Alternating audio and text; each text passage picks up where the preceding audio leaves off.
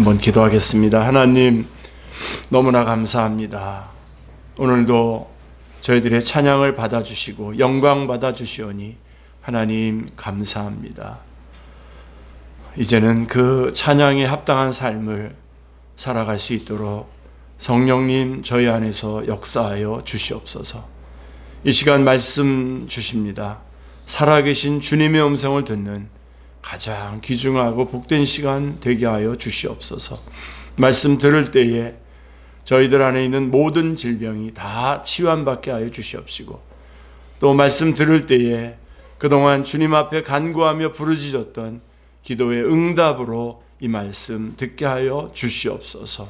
말씀 알게 해주시고 깨닫게 해주시고 깨달은 말씀 잘 감당하게 해주시고 이 말씀들을 삶 속에 적용해서 열매 맺어 하나님 앞에 영광 돌리게 하여 주시고 주님 오시는 날까지 전하고 증거하는 귀한 말씀 되게 하여 주시옵소서. 주 예수 그리스도의 이름으로 기도드리옵나이다. 아멘. 네, 우리 크리스마스가 되면 사람들은 서로 선물을 주고받죠. 미국의 유명한 작가 오헨리의 작품 여러분 다 아시죠? 크리스마스 선물이라고 하는 작품이 있습니다. 이건 다시 봐도 참 감동적이고 너무나 좋은데요. 한 도시에 가난하지만 사랑이 넘치는 짐과 델라라고 하는 부부가 살고 있었습니다. 성탄절이 다가오자 두 사람은 각각 걱정이 되었습니다. 왜냐하면 서로에게 선물을 하고 싶은데 너무 가난해서 선물을 할 돈이 없었기 때문이었습니다. 그러다가 국립 끝에 짐은 자신이 가지고 있던 매우 소중한 시계를 팔아서 아내의 긴 머리에 꽂을 머리핀을 샀습니다.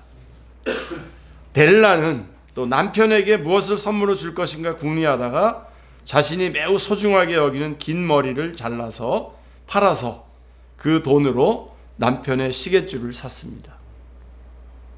자, 짐과 델라는 서로를 기쁘게 하고자 하는 마음으로 시장에 갔다가 거의 같은 시간에 집에 도착했습니다. 짐은 머리핀을 들고 아내의 머리에 꽂아주고자 했으나 아내의 머리는 이미 짧게 깎여 있었습니다. 또 델라 역시 시계줄을 남편에게 선물로 주었으나 남편에게는 이미 시계가 없었습니다. 자, 준비된 선물은 쓸데없게 되었지만 둘은 부둥켜 안고 행복의 눈물을 흘렸습니다. 이게 그 내용입니다. 이게. 자, 이 이야기는 우리의 가슴을 뭉클하게 해주는 아름다운 사랑의 이야기입니다. 자, 그러나 이 이야기하고는 비교가 안 되는 세상에서 가장 아름다운 사랑의 이야기가 있습니다. 뭔지 여러분 다 아시죠? 그것은 하나님께서 우리 인생들에게 독생자를 선물로 주신 것입니다. 아멘. 아기 예수님은 하나님께서 우리 인생들에게 주신 최고의 사랑의 선물입니다. 요한복음 3장 16절을 보십시오. 하나님이 세상을 이처럼 사랑하사 독생자를 주셨으니 이는 그를 믿는 자마다 멸망하지 않고 영생을 얻게 하려 하심이라. 이 말씀에는 인간을 향한 하나님의 위대한 사랑이 잘 나타나 있습니다. 아멘. 또한 이 말씀에는 인간이 영원한 멸망길에서 벗어나 영원한 생명의 길로 들어설 수 있는 구원의 길이 잘 나타나 있습니다. 아멘. 그래서 루터는 요한복음 3장 16절을 작은 복음이라고 하였습니다. 하나님이 세상을 이처럼 사랑하사 독생자를 주셨습니다.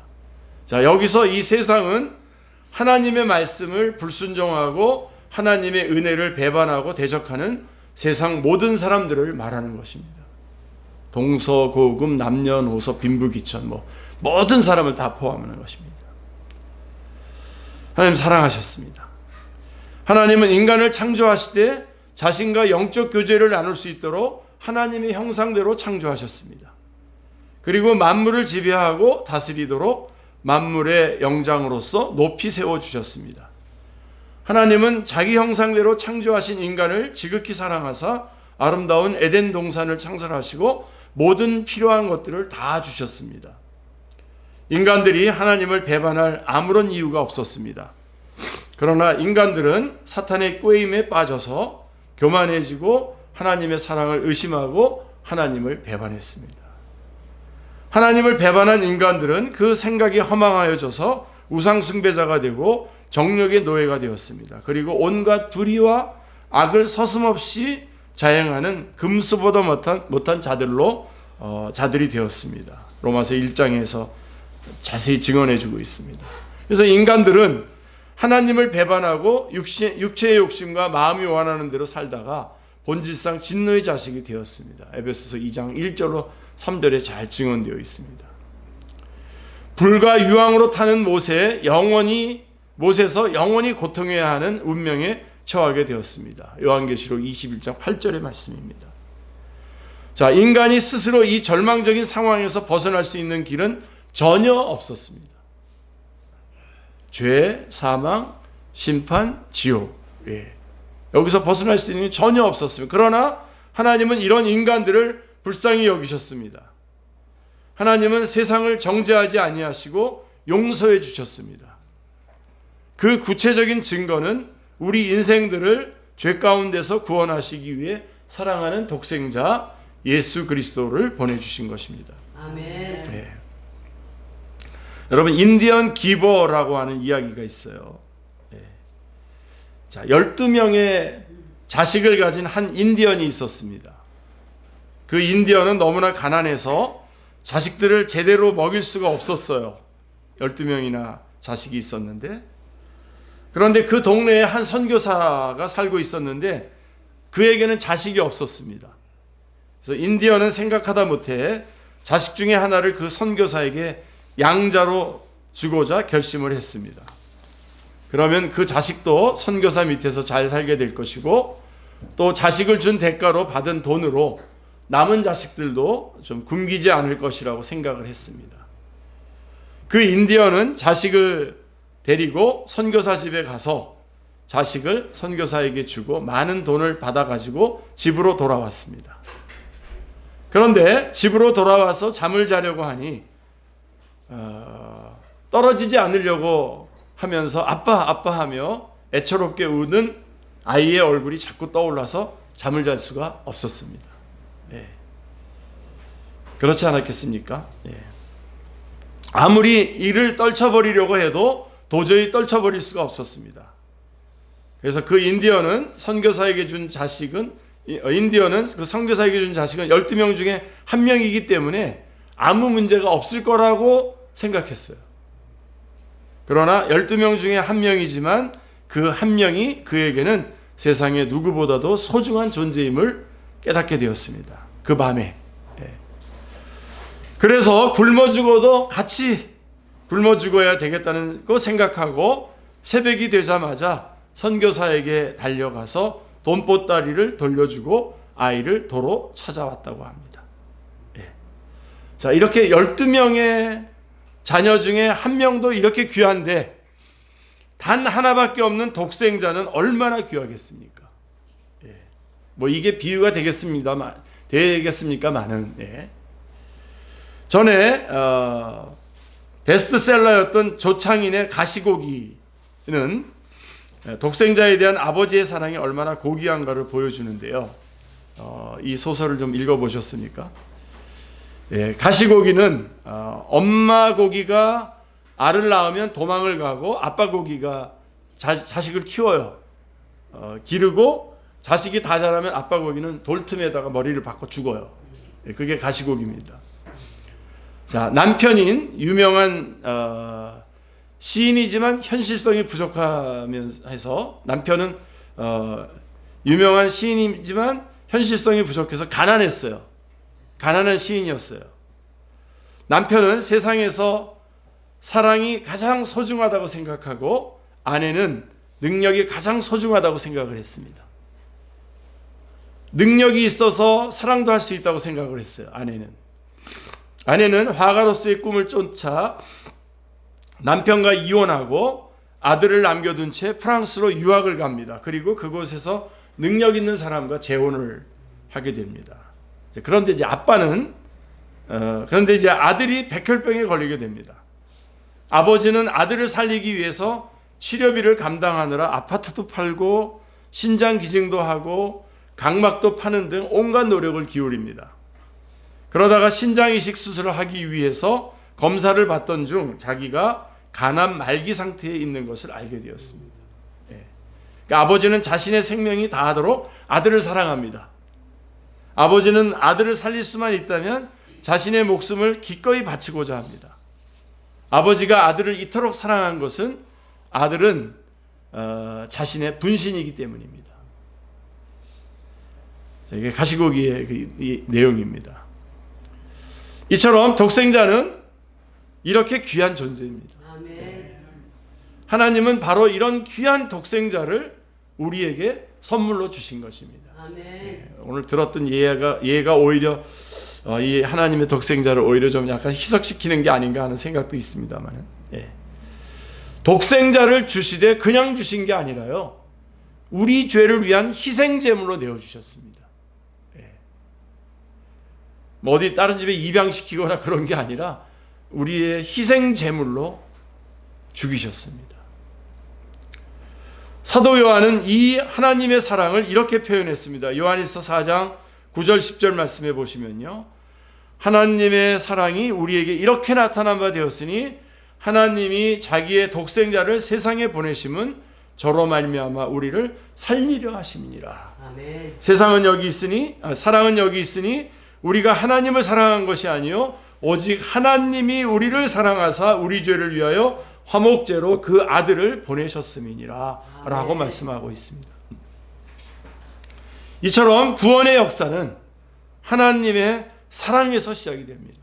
아멘. 만일 하나님께서 공의를 앞세우셨다면 구원받을 인간은 한 사람도 없었을 것입니다. 그러나 하나님은 사랑이십니다.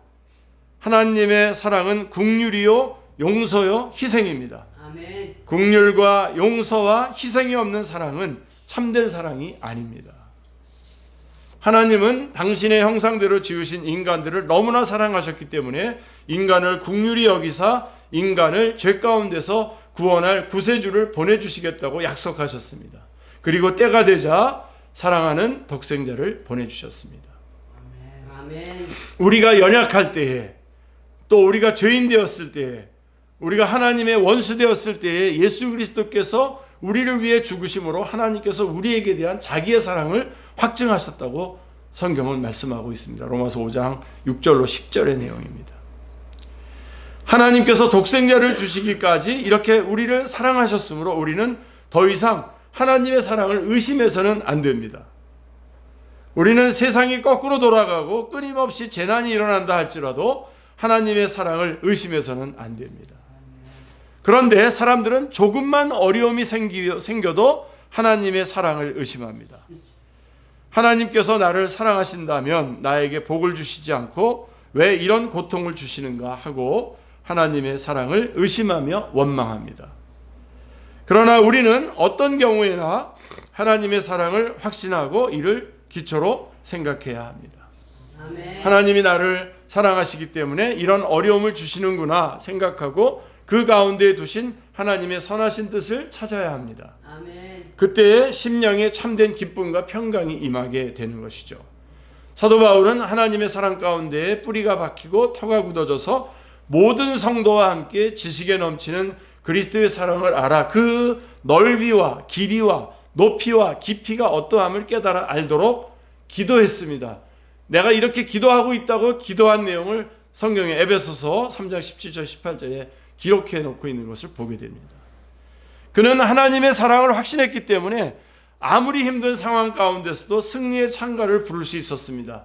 로마서 8장 35절로 37절을 보십시오. 누가 우리를 그리스도의 사랑에서 끊으리요? 환난이나 곤고나 핍박이나 기근이나 적신이나 위험이나 칼이랴.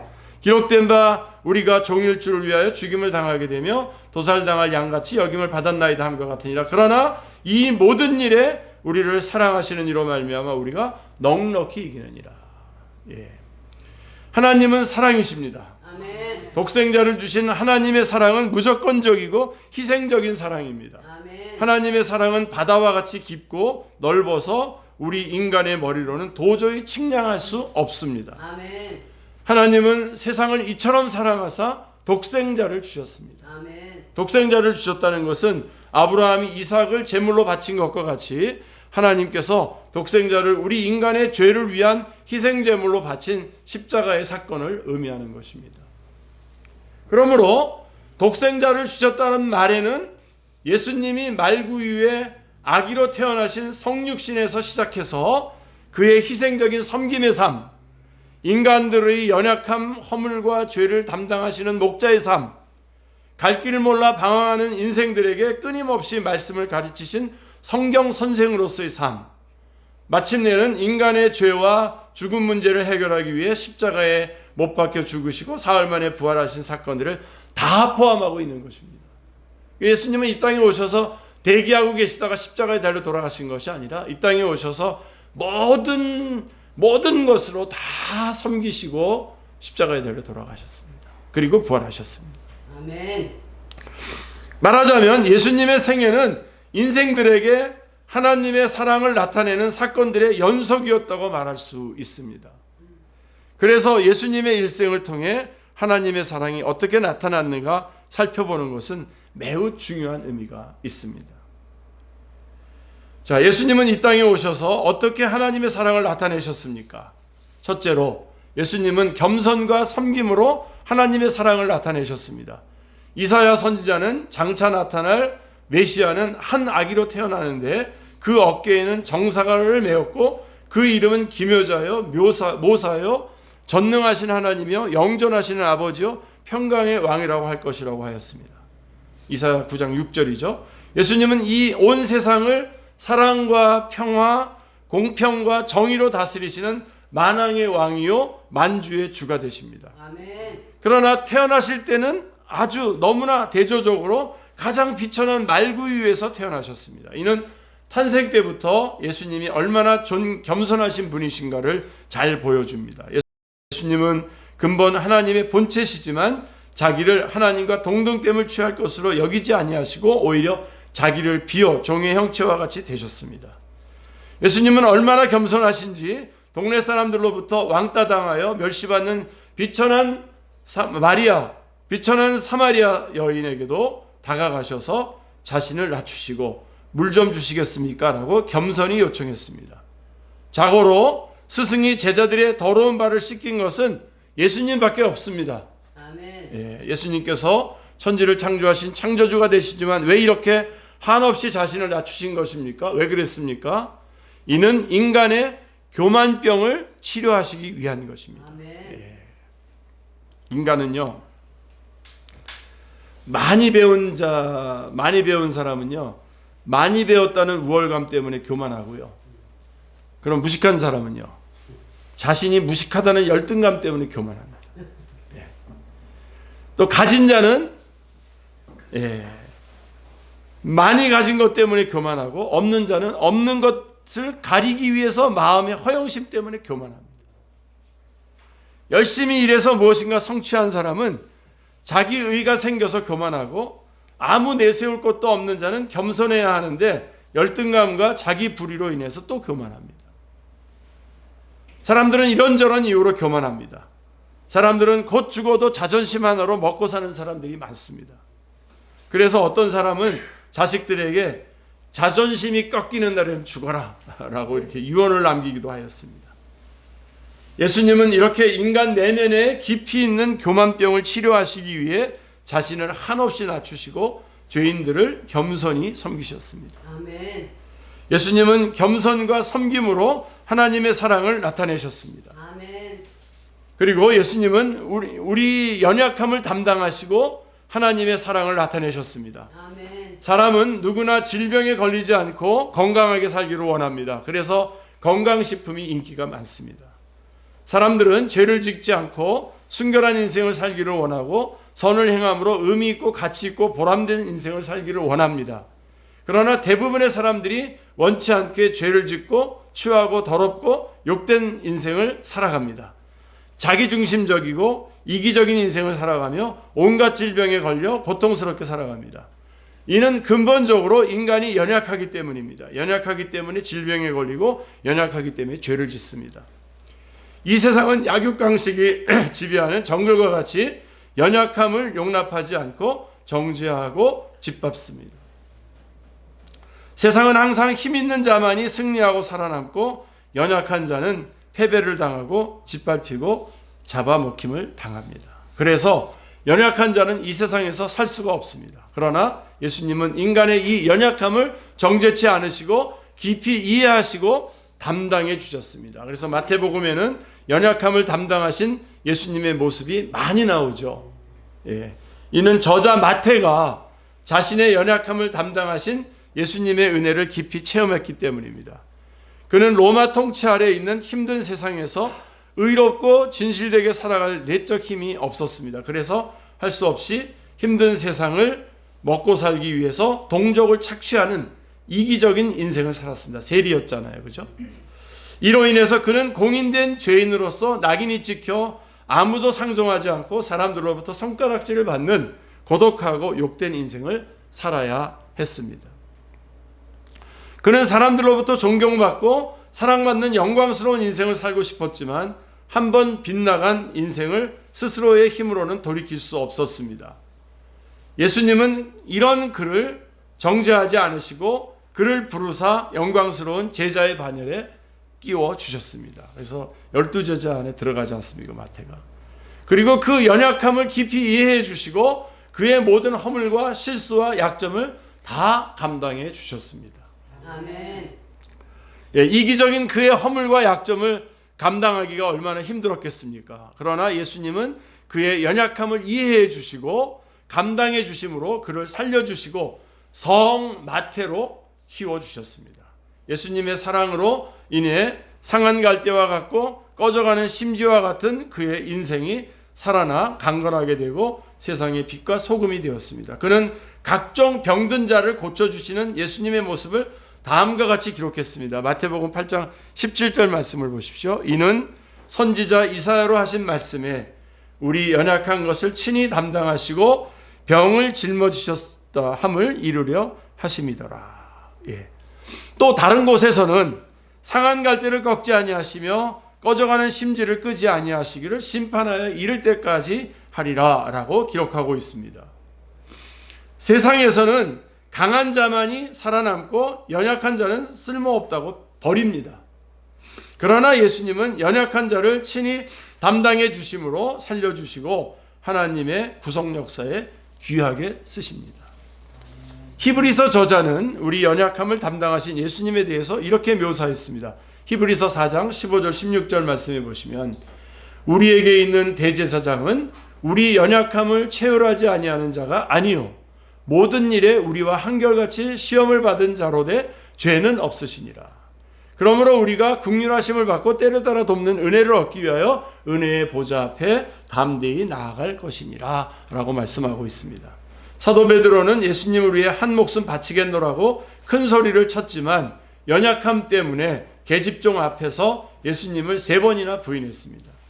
그는 연약함으로 인해 실패의 인생을 살 수밖에 없었습니다. 그러나 예수님께서 그의 모든 연약함을 이해하시고 담당해 주심으로 그는 살아나서 예수님의 수제자로서의 새 인생을 살 수 있었습니다. 그는 그의 서신서에서 이렇게 기록했습니다. 베드로전서 2장 24절 말씀해 보십시오. 친히 나무에 달려 그 몸으로 우리 죄를 담당하셨으니 이는 우리로 죄에 대하여 죽고 의에 대하여 살게 하려 하심이라. 저가 채찍에 맞음으로 너희는 나음을 얻었나니 라고 말씀하고 있습니다. 우리가 지금까지 신앙생활을 할 수 있는 것도 우리가 강하기 때문이 아닙니다. 우리는 연약하지만 예수님께서 우리 연약함을 친히 담당해 주시고 때를 따라 우리를 도와주셨기 때문입니다. 우리의 연약함을 담당해 주신 예수님의 사랑을 인하여 감사와 찬성을 올려드립니다. 그리고 예수님은 하나님의 말씀을 가르치심으로 하나님의 사랑을 나타내셨습니다. 여러분 이 말씀 여태까지 좀 여러분들이 자세하게 강하게 붙잡지 못했다고 하더라도 이 시간 이 말씀은 좀 여러분 꼭 붙잡으시길 바랍니다. 예수님은 하나님의 말씀을 가르치셨어요. 이 땅에 오셨어요. 그래요. 그러므로 하나님의 사랑을 나타내셨어요. 그러니까 하나님의 사랑은 뭐냐? 우리에게 하나님의 말씀을 주신 겁니다. 아멘. 예수님의 공생애를 살펴보면 처음부터 십자가에 못 박히시기 전날까지 새벽부터 밤늦게까지 쉼없이 말씀을 가르치셨음을 보게 됩니다. 한 번은 예수님께서 제자들과 함께 오랜만에 호수 건너편에서 휴가를 가고자 하셨습니다. 그런데 이게 웬일입니까? 예수님의 사랑을 맛본 무리들이 예수님 일행이 가는 것을 놓칠 리가 없었습니다. 제자들은 오랜만에 휴가조차 방해하는 무리들을 보고는 즉시 뱃머리를 돌리고자 하였습니다. 그러나 큰 무리를 보시는 예수님의 마음은 제자들과 달랐습니다. 마가복음 6장 34절은 이렇게 말하고 있습니다. 예수께서 나오사 큰 무리를 보시고 그 목자 없는 양 같음을 인하여 불쌍히 여기사 이에 여러 가지로 가르치시더라 라고 말씀하고 있습니다. 가르치시더라 말씀하고 있어요. 예수님은 그들이 목자 없는 양같이 갈 길을 몰라 유리방황하고 있는 모습을 보시고 불쌍히 여기셨는데요. 그리고 그들에게 날이 저물도록 열심히 하나님의 말씀을 가르쳤어요. 아멘. 네. 놀랍죠, 여러분. 그러니까 여러분들도 우리 오늘 좀 붙잡으십시오. 이번 크리스마스를 여러분 맞이하면서 하나 결심하십시오. 하나님의 사랑은 하나님의 말씀을 우리에게 알려주신 건데 하나님의 말씀을 열심히 알아야 되겠다. 네. 특별히 그것을 하나님의 말씀을 잘 볼 수 있는 그 틀, 교리를 우리에게 또 우리 많은 우리 선배들을 통해서 주셨는데 그 교리의 말씀을 잘 알아야 되겠다. 하나님을 더 힘써 알아야 되겠다. 칼빈 같은 경우는 이렇게까지 말해요. 하나님의 말씀을 알려고 하는 그런 열심이 없는 것은 혹시 구원받지 않은 것일 수도 있다라고 이렇게 말할 정도입니다. 여러분, 그런 갈망들이 여러분 이번 크리스마스 통해서 일어나게 되고, 특별히 예수님께서 하나님의 사랑을 말씀을 가르치심으로써 나타낸 것처럼 하나님의 말씀을 열심히 우리가 훈련받을 수 있는, 열심히 읽고 보고 묵상하고 연구하고 감사하고 적용하고 삶을 살아드리는 그런 여러분들이 다 되시길 바랍니다. 아멘. 예수님은 때와 장소를 가리지 않으시고 식사할 겨를도 없이 쉼 없이 말씀을 가르치셨습니다. 예수님은 회당에서나 집에서나 바닷가에서나 빈들에나 길에서나 어디든지 말씀을 가르치셨습니다. 또 이른 아침이나 식사 시간이나 저녁 늦게까지 언제든지 말씀을 가르치셨습니다. 그게 하나님의 사랑입니다. 아멘. 한마디로 예수님은 때를 얻든지 못 얻든지 장소와 환경에 구애됨이 없이 기회만 있으면 말씀을 가르치셨습니다. 아멘.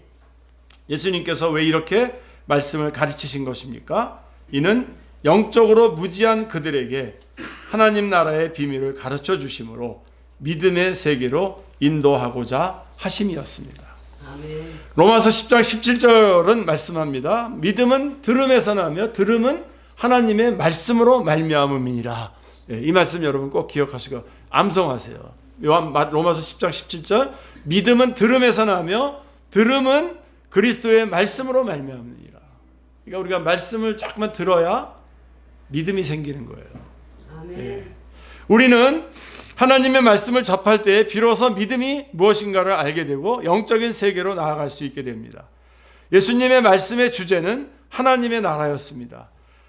예수님의 첫 메시지는 때가 찼고 하나님의 나라가 가까웠으니 회개하고 복음을 믿으라 라고 하는 것이었습니다.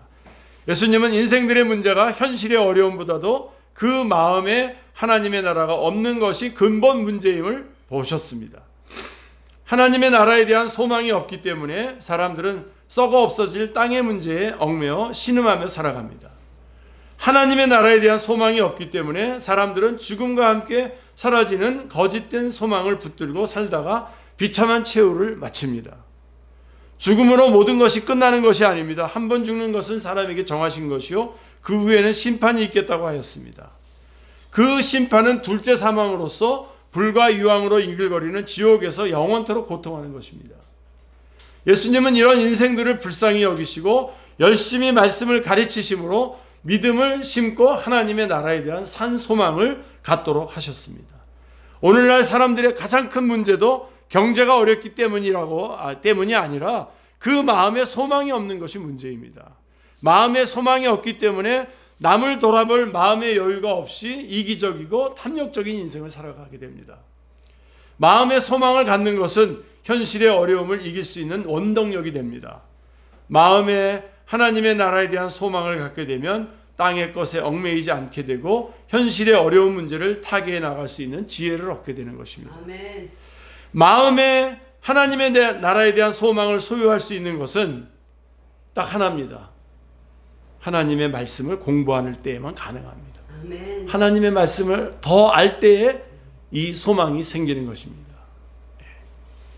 하나님의 말씀을 공부하게 되면 그 마음에 믿음과 함께 하나님의 나라에 대한 소망이 생기게 됩니다. 아멘. 그러면 나를 억압하고 짓누르고 크게 보이던 현실 문제가 아주 조그맣게 보이게 되고 또한 문제를 타개해 나갈 수 있는 힘과 지혜를 덧입을 수 있습니다. 아멘. 우리가 영원한 파멸에서 벗어나 영생을 얻고 하나님의 나라에 대한 소망을 가질 수 있는 것은 하나님의 말씀을 공부하는 것 외에는 다른 길이 없습니다.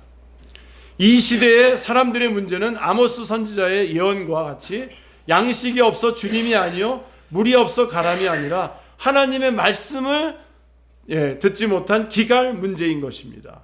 하나님의 말씀이 없기 때문에 젊은이들조차도 심령이 갈아요 피곤하고 비틀거리게 됩니다.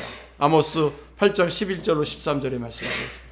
인생의 기갈을 해소하고 피곤을 이기고 힘찬 인생을 살 수 있는 비결은 말씀의 샘물을 마시는 길밖에 없습니다. 아멘. 이 때문에 예수님은 이 땅에 계실 때에 쉼 없이 하나님의 말씀을 가르치셨습니다. 아멘. 예수님은 말씀이 없어서 곤고하고 피곤하고 지친 영혼들에게 말씀을 가르치심으로 하나님의 사랑을 나타내셨습니다. 아멘. 여러분 지금과 같은 이런 세상을 살아갈 때에 여러분 어떻게 그냥 맨정신으로 어떻게 살아나갈 수 있겠습니까? 이길 수 있겠습니까? 말씀으로 소망을 붙잡기 이전에는 어렵습니다. 꼭 붙잡으시길 바라고요. 하나만 더 말씀드리겠습니다. 예수님은 십자가의 죽으심과 부활을 통해서 죄와 죽음 문제를 해결해 주시고 영생과 하나님의 나라를 기업으로 주심으로 하나님의 사랑을 나타내셨습니다. 아멘. 그래서 예수님이 이 땅에 오셨습니다. 아멘. 오늘날 우리나라의 경제는 심한 몸살을 앓고 있고요.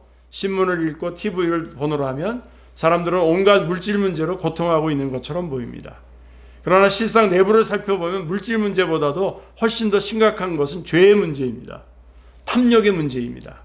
사람들은 물질 문제로 고통하는 것보다 죄 문제로 더욱 고통하고 신음합니다. 역시 인간의 근본 문제는 죄의 문제요. 죄의 결과로 생긴 죽음의 문제인 것입니다. 이것 때문에 일생에 매여 종로로 타는 겁니다. 인간의 과학 문명이 아무리 발달해도 인간 내면에 뿌리 박혀 있는 죄의 문제를 해결할 수 없으며 어느 정도 생명은 연장할 수 있을지언정 누구에게나 어김없이 찾아오는 죽음을 막을 수 없습니다.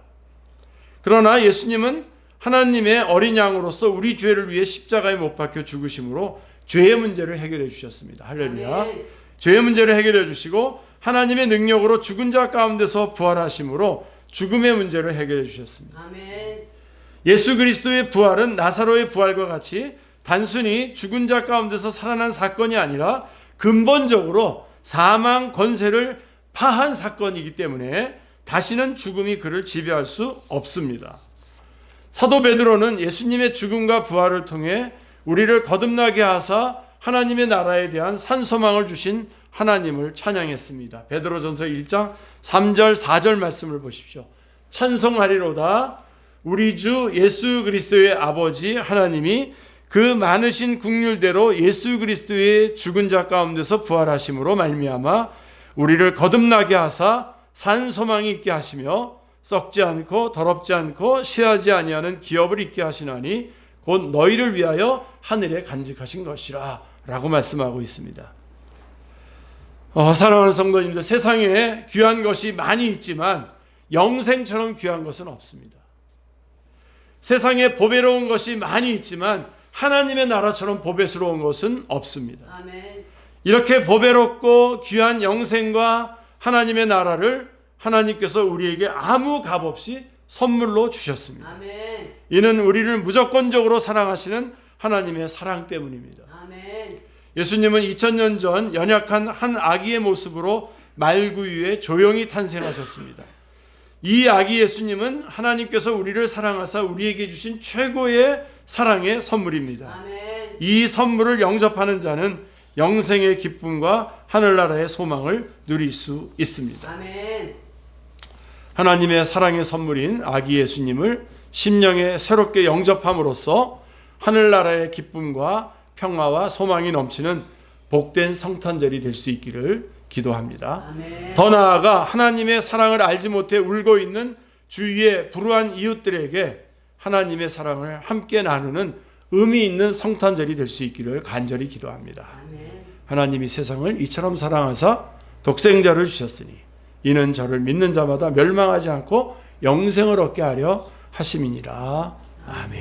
기도하겠습니다. 하나님,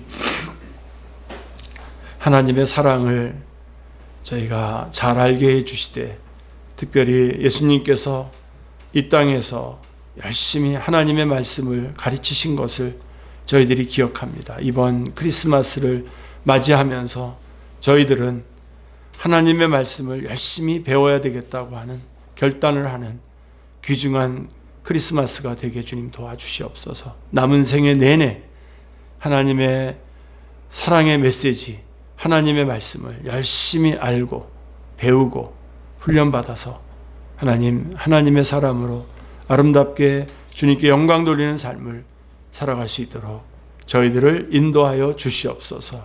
그런 크리스마스를 맞이하게 하여 주시옵소서. 예수님의 이름으로 기도드리옵나이다. 아멘.